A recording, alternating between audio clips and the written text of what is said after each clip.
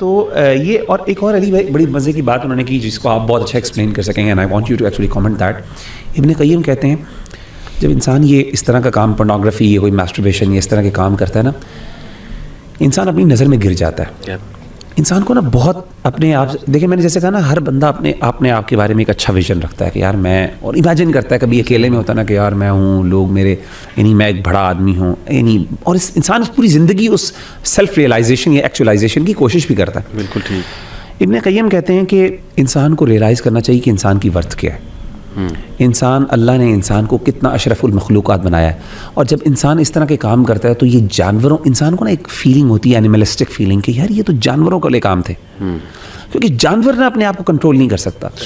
تو انسان کی جو سیلف اسٹیم کو جو دھچکا لگتا ہے نا, انسان کو چاہیے کہ اپنی ورتھ یاد کرے کہ میں کس مخلوق, میں اللہ کا کیا بندہ ہوں. اینڈ ہی شوڈ تھنک کہ شیطان must be laughing at me, کہ یہ دیکھو یہ کس گری ہوئی اسٹیٹ میں یہ بندہ بیٹھا ہوا ہے, یعنی اتنی نیچ اسٹیٹ ہے. جب یہ ینگسٹرز آپس میں سیکشول چیٹس کر رہے ہوتے ہیں یا تصویریں شیئر کر رہے ہوتے ہیں, they should just stop in the moment and think تھوڑا سا سائڈ پہ آ کے کہ if I look at myself what I am on earth am I. لیکن قرآن مجید میں آتا ہے ایسا بندہ جو اپنی خواہشات کو فالو کرتا ہے, اس کی مثال کتے کی طرح کی ہے. It's like a dog. It's like, یعنی امیجن کریں کہ فَمَثَلُهُ كَمَثَلِ الْكَلْبِ إِن تَحْمِلْ عَلَيْهِ يَلْهَثْ أَوْ, یعنی سبحان اللہ, اللہ تعالیٰ نے جو ڈسکرپشن بیان کی ہے نا, یہ جو فیلنگ ہے نا کہ انسان کو احساس ہونا چاہیے. اور اس سے مجھے ایک اور پوائنٹ یاد ہے, ابن قیم ایک اور پوائنٹ یہ کہتے ہیں کہ انسان کو چاہیے کہ وہ ریئلائز, وہ نا ایجوکیشن بھی حاصل کرے شیطان کے ٹریپس کے بارے میں.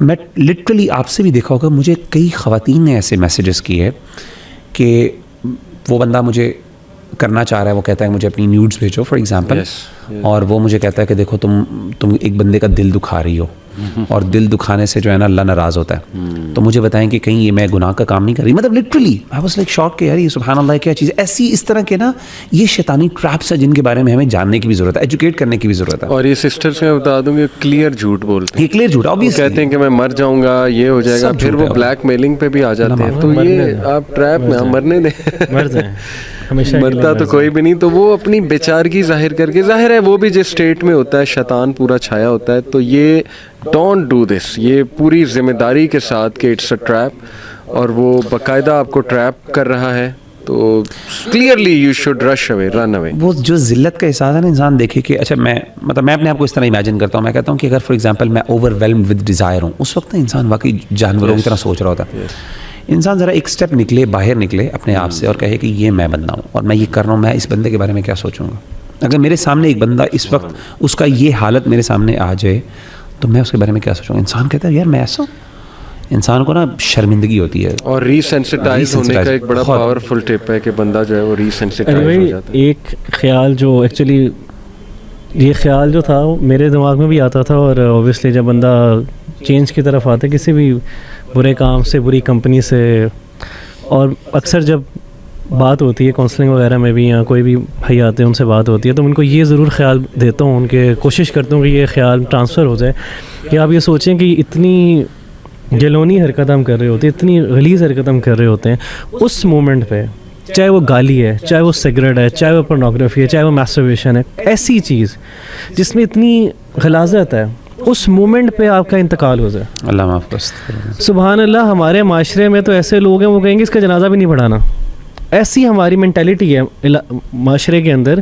تو آپ کا نا, آپ کو دنیا بھی نہیں ملی اور آخرت تو ویسے ہی آپ کی تباہ ہوگی, اور پوری کی پوری زندگی لوگ آپ کے بارے میں یہی سوچیں گے, اور آپ کے بارے میں جنریشنز بتایا کریں گے کہ وہ ایک فلاں تھا اور اس کا اس طرح انتقال ہوا, کیونکہ ہمارا معاشرہ نیگیٹو ہے. نیگیٹو بات کو لوگ ہمیشہ ڈسکس کرتے ہیں, پازیٹیو کو کم کرتے ہیں. تو کتنی عجیب سی بات ہوگی کہ لوگ, اور اوپر سے ہمارے جو ٹی وی چینلز ہیں بالکل وہ ایسی چیزوں کے لیے تو بریکنگ نیوز ہوتی ہے, تو کیا ہوگا آپ کی پوری زندگی تباہ ہو جائے. ایک اور چیز میں پوائنٹ ضروری کر دوں کہ معاشرہ نہ بھی ہونا, اوور آل ہیومنس کے یہاں یہ بیہیویئر ہوتا ہے اور ہونا چاہیے بھی. میں ایک بات ہوں, کیونکہ یہ ہوتا ہے کہ دوسری جو ان کی ہمارے جو کاؤنٹر ہے نا لبرلس وغیرہ, ان کی اسٹریٹجی یہ ہوتی ہے کہ اگر آپ اس کو نارملائز کر دیں گے نا تو وہ گلٹ والا ایلیمنٹ سب کے اندر ختم ہو جائے گا. لیکن ایسا ہوتا نہیں, ٹھیک ہے نا.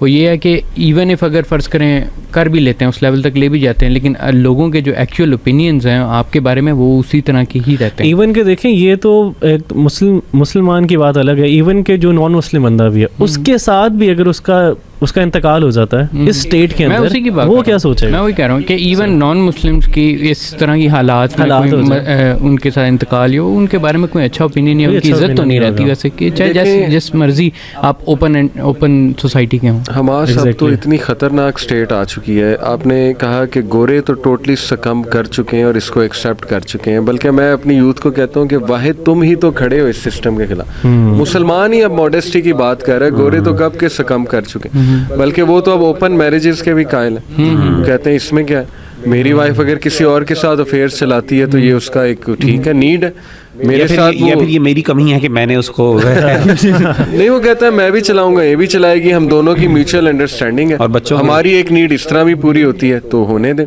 پھر فرینڈز ود بینیفٹ کا کانسیپٹ وہ تو کب سے چلا آ رہا ہے, اب تو وہ یہاں بھی ہمارے لوگ بھی کوٹ کرنے لگے میں اس میں کیا. پھر جو ہے پلوٹونک ریلیشن شپس جو ہے وہ بھی, تو کیا کیا چیزیں سکھائی جا رہی ہیں.